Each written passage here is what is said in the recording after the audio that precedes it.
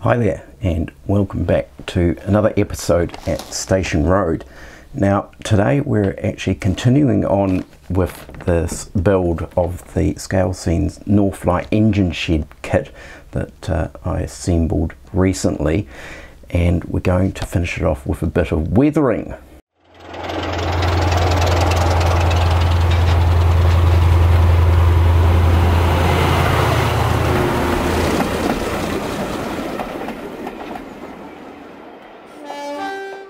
So in preparation for inserting the hard standing for the new engine shed, I've cut this hole out of the baseboard, which I did yesterday, and I glued in some edging around it, so this becomes then kind of the lip that the hard standing rests on.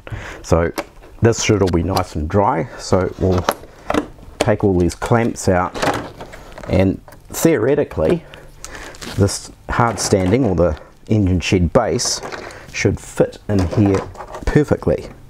Here's hoping. Now you may see down here there was a beam at the end which I've just cut down a bit lower to get it to fit, because don't forget we had this bracing underneath here. So that is the front that way around, and then we've got some terminal blocks in here which will hook up with some wiring underneath. So the proof is in the pudding. Let's see if this fits.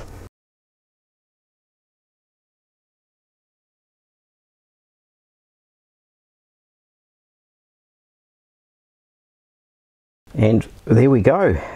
So we've got a nice sort of flush edge here. There we have the base in there. So what we're actually going to do now is we'll go through a video where I weather this all up, including also the actual engine shed building itself. And then once we've done all that, we'll get it all back into position here, and I can reintroduce the track work that comes into the engine shed. So I have covered a method of weathering in a previous video, and there's a link up in the top corner for that, which essentially uses ground up chalk pastels which I put through a coffee blender. So the powders that I use I apply with very soft bristled brushes. I'm also actually going to have a go using some makeup brushes as well, because I have heard from other sources that these actually make for good distribution of weathering powders as well. So there's quite a bit of weathering here to do, so when I actually get into the process I'll speed this all up just to get through it quicker. But what I'm going to do first off is actually do a few tests. So these are leftover bits from the kit, fortunately. So we've got a bit of a roof here, and we've also got some side walls here as well. So I'm actually going to do a little bit of a test on these just to sort of see how it's going to come out. I would highly recommend, you know, if you're ever using powders, that you do actually sort of test your powders on something else first before you actually go ahead on the kit. Now one other aspect too is I have clear coated all of this printed material, which originally was printed on a laser printer. You'll probably find the glossy laser printer finish would not really allow for the powders to kind of stick to the actual surface. So as part of the kit instructions they advised on actually applying a thin coat of a matte finish anyway. So what I use is this stuff here, the Tester's dull coat, and it is the best matte finish clear spray that I can find. It's actually really good. So once you've this has all been sprayed, it gives the surface something for the powders to actually stick to.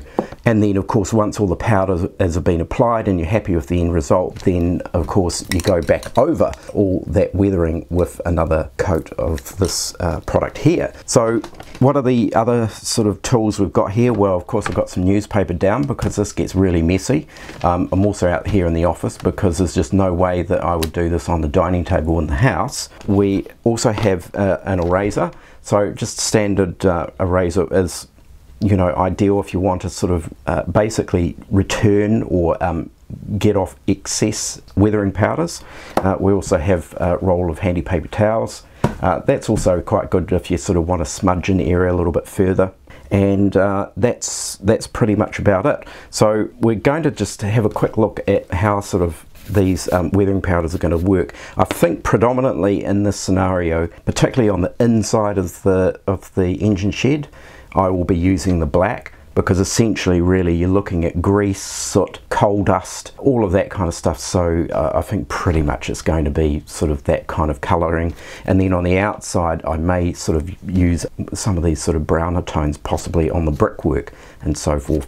The black, of course, I think I'll use on the roof as well, just to tone in some of the air vents and so forth. So these are the inside walls, obviously, and I'm just going to use a little bit of the black that we have here, and it's just simply a case of dabbing the fine bristled brush into the powder, pretty much tapping the excess off. So you don't really want to be applying too much. So when it comes to applying weathering powders, it's good to let gravity do most of the work. So I'm almost actually going to apply this where the wall would be pretty much in a vertical position anyway, and let the powder actually run down. So we would sort of start near the top, where you'd probably find a lot of soot on the inside of the engine shed from the steam locomotives, and we just sort of work at the top, and then it would of course not be so bad the further down the wall you went.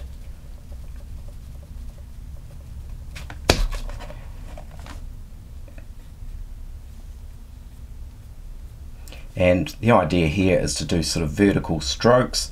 So we've got this sort of like, you know, as if the wall had actually, there was leaking, and you had sort of watermarks as well where it had actually run down. And that's probably really the kind of result I'm after. And there may well be just down at the bottom of the wall a little bit more sort of grime that might be, and that might be sort of more dabbed in. So this is what you'd sort of end up with, you know. So it's got a really well used look, and I think I'm, you know, just by doing that, I'm quite sort of happy with that. I'm not going to spray these ones, but the idea is once you've done that and you're happy with it, then you'd go over it with a clear coat. And I definitely recommend the Tester's Dull Coat, because it really is it's a brilliant spray. You don't get any of that cloudy effect with the spray that you sometimes get with other clear coat sprays. So that's the inside walls, and that sort of looks reasonably effective. We'll have a go at the outside wall. Now I think with the outside wall I'm going to switch over to a sort of a it's a bit of a dirty brown, and I often use this brown on other buildings, so we'll give this a go.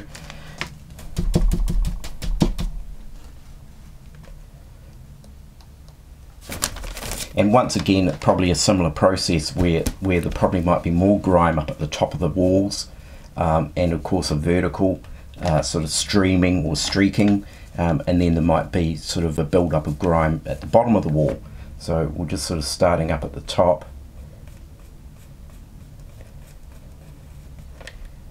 And I think I might need to put a little bit more on than that.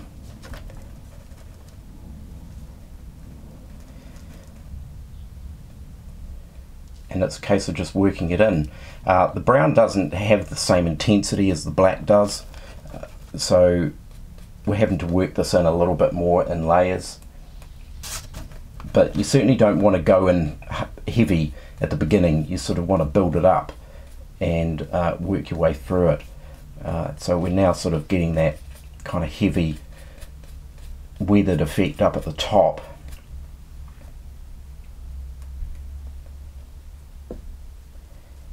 And you could apply a little bit more, you know, go sort of a more full-on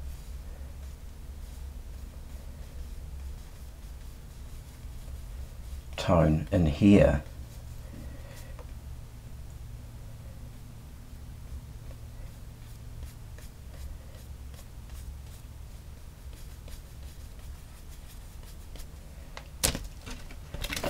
So there's an outer wall, and you know, it's more or less the kind of tech or approach I want to sort of take for the outer walls, to basically really sort of grind them up, and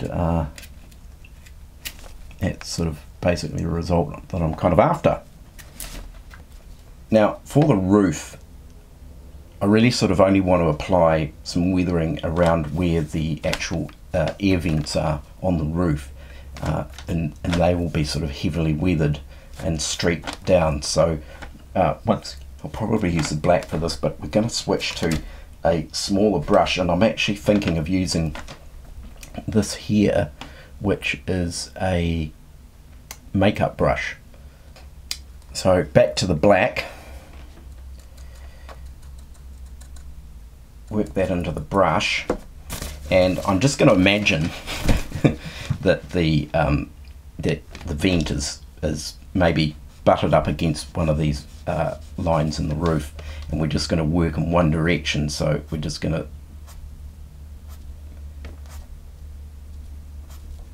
working from the top and sort of give that a little bit more of a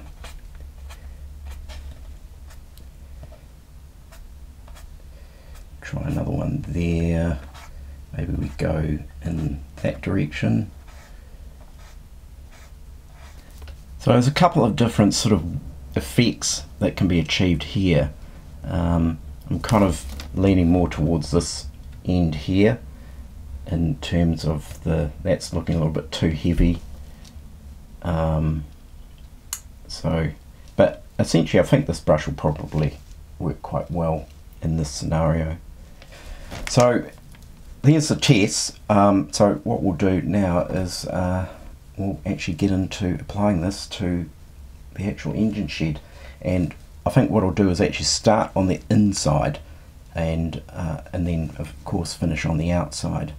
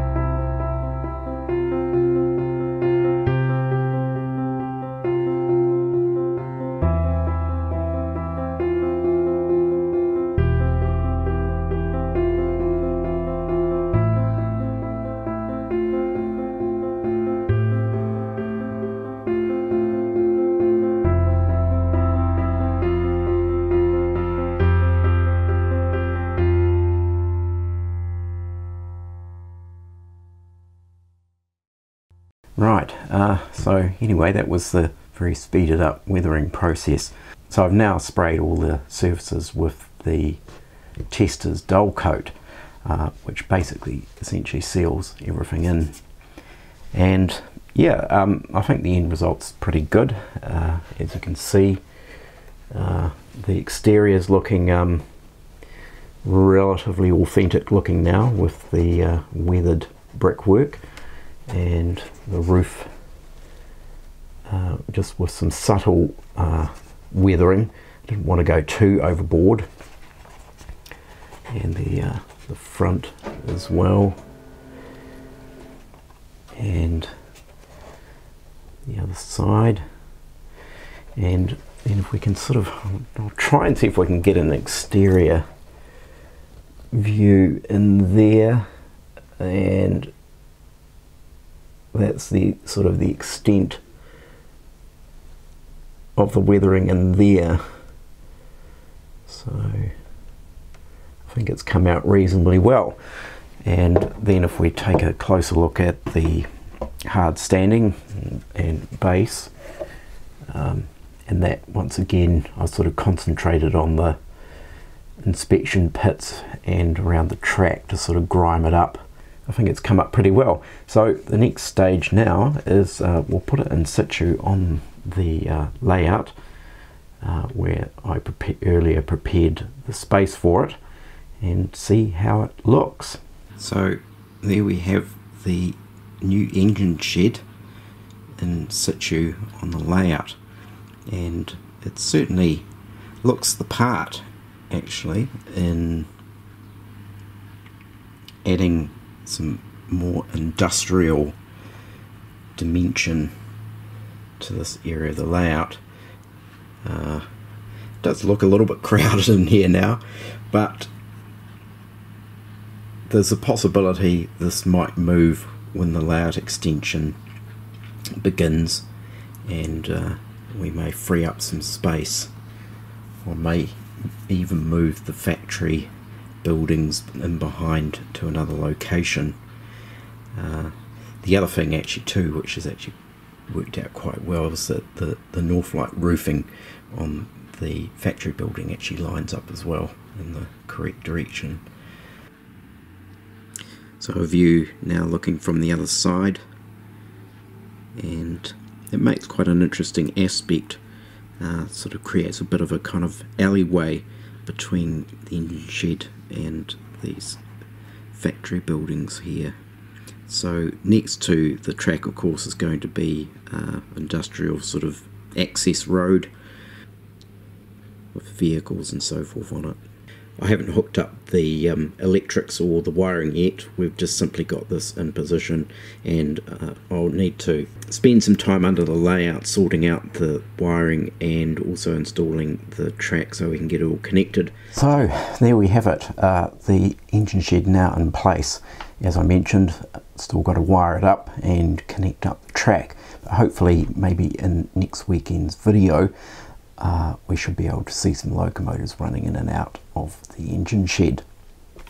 So I certainly hope you did enjoy today's video and maybe got some tips on weathering, and in particular weathering powders and my homemade concoction of ground up chalk pastels. Now, just touching base on the competition, this is going to close tomorrow, so for anyone who hasn't put in a name submission for the brewery, still got time, and there's probably another 24 hours to go before I'll close off the competition to any entries. So far I've had over 100 entries, and some very, very interesting indeed. So on the following day, of course, will be the draw and the announcement of the winner. So that should all be quite exciting. So I'll leave it there for now. Please take care everyone, look after yourselves, and I will catch you next time. Bye for now.